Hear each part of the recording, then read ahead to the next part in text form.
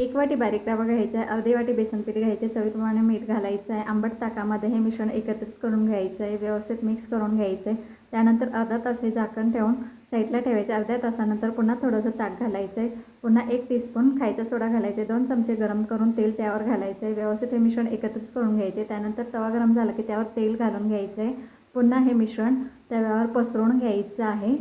त्यानंतर जिरे घालायचे आहेत, लाल तिखट घालायचं आहे, धनेपूड घालायचं आहे, मिरेपूड घालायचं आहे, चाट मसाला घालायचा आहे, पुन्हा बारीक चिरून घेतलेला कांदा घालायचा आहे, बारीक चिरून घेतलेलं टोमॅटो घालायचं आहे, बारीक चिरून घेतलेली शिमला मिरची घालायची आहे, बारीक चिरून घेतलेली कोथिंबीर घालायची आहे।